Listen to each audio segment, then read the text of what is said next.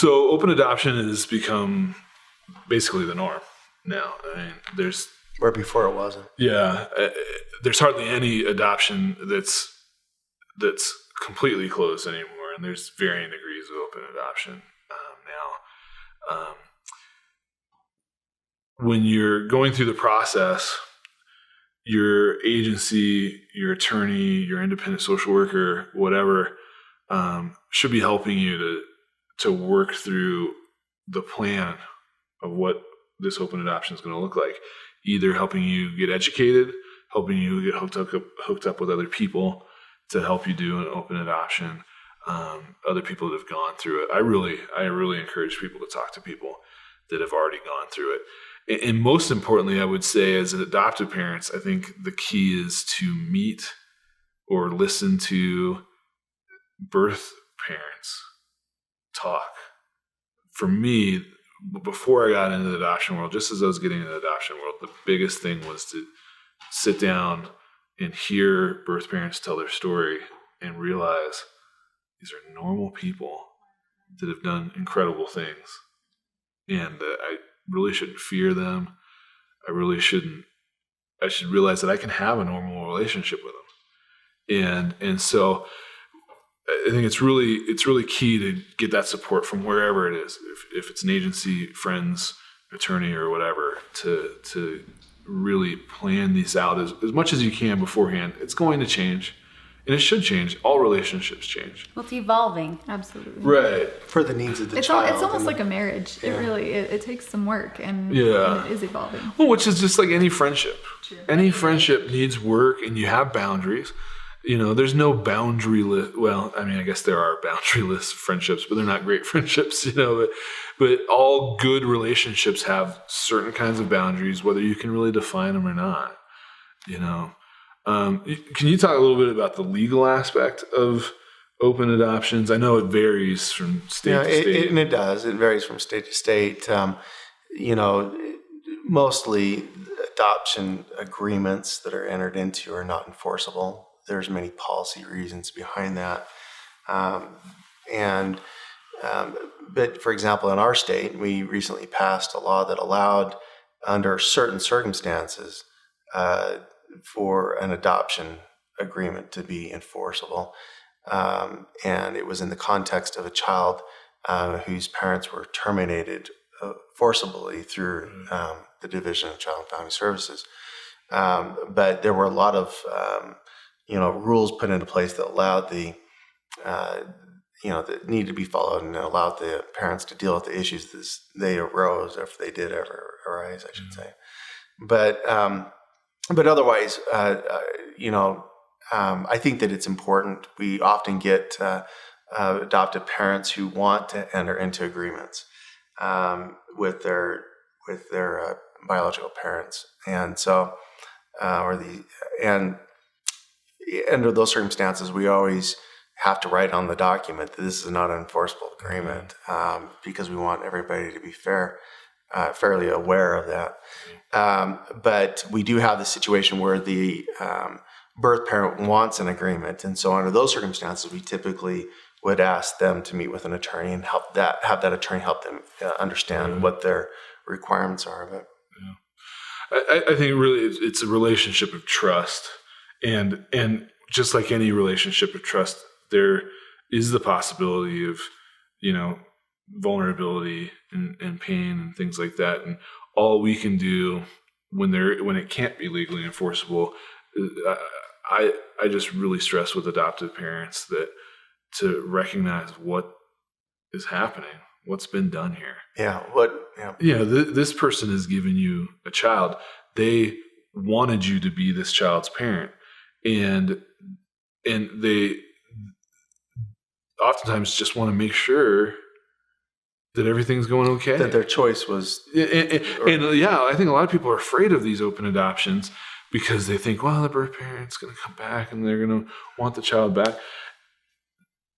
What I've noticed is a lot of those who want the child back are those that have been cut off from contact because they don't know how things are going. They don't see that it's going well, and they don't see that their child's happy. They don't know if their child's happy. I think it's just so important to communicate, to talk about how you're feeling.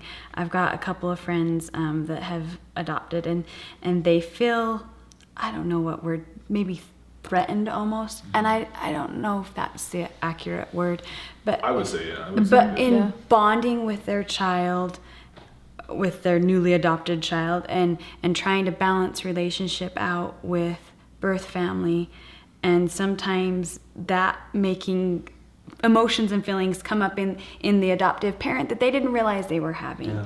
And so it's okay to have feelings and emotions. This doesn't mean you're not allowed to, feel things, but just talk about it so that the other person's not like, why are you not talking to me? When you just, I don't know how to say this, but I'm having a hard time, and it's not because of you, it's just, I'm going through something and I got to work it out. That's where I did find an agency beneficial, is that when I started feeling like that, I didn't have to just call the birth mom directly and say hard things. I could call the caseworker and tell her, and she was objective too. So she could say, you're kind of overreacting about that, or, well, that's a legitimate concern and maybe we can work something out. It kind of helped to have that buffer because the emotions are so heightened. Sometimes it is hard to be objective because you're just wrapped up in your own emotions. So I like that with an agency. That's nice. And again, if you're not working with an agency, there are people that will help you to do that. It's just making sure you know where those resources are. Whether it's somebody, kind of, informally helping you, a friend, or something like that, or, you hire an independent social worker or go to your attorney and say, hey, we really need some help. Probably not your attorney. But you might know of someone. Not unless they pass the point of, needing a restraining order. Right. There's nothing like getting a letter in the mail from an attorney. Yeah, exactly. I think there's an inclination, though, from adoptive parents to want to promise the world because they're getting this. Because they're getting the world. Yes, they are. But see, that's the policy reasons behind it. Right. As to why we don't make them enforceable. You can't.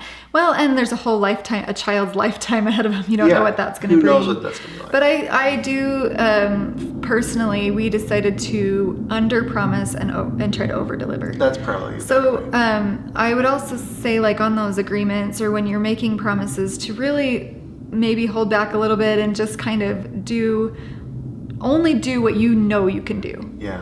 What you absolutely know you can do. If there's other things that you think you can do, well, do them, but don't promise them. Does that make sense? I think so, and I think. Yeah. But once you do start doing them, then you got to realize that you're gonna need to be consistent with that. Easier to open a door than close a window. Is that what and I think that's important because that's the biggest complaint that we'll hear. And this issue was something that we had to deal with in our state here not long ago, and that was what the side that was the position of the side that wanted enforceable agreements, was that all these adoptive parents were making all these promises and then turning around and breaking them, and how emotionally upsetting that was and so forth. I think that I loved what you said. Do what you can, under promise and overperform. Yeah. That's the way to do it. Yeah. Well, we forget too that, like, you look at this little baby and where all these people are making grand plans, and you forget this child's going to grow up and have their own thoughts about this whole thing. And that needs to be talked about. Totally. Before, whether it's the caseworker that's working with the birth parent needs to really make sure that they understand that this child's going to have a say in what's going on, and that may be difficult. I think you just try to talk about as much as you can beforehand about what you plan on doing, when you plan on doing it, to really keep in mind as adoptive parents the wonderful sacrifice that this person made for you, that the reason they want to be in contact with you and with that child is because they love them. Yeah. And respect them if they choose not to be involved too. I think that's been one thing that's kind of happened a little bit. Go the reverse. It can go in reverse, and it's okay. And sometimes that might be hard because maybe you want to be in contact, and it's okay. You just want to love and respect each other in that relationship. But I think if that happens and you feel like your child needs to be in contact with them, then they'll be open and ready. You don't be disrespectful, right. But you may need to say, hey, listen, I think my child needs you in their life. and I need you to respond to us. Yeah, and what can I help you to do? Do you need some counseling? Do you need some support so that you can work in this, so we can have this relationship?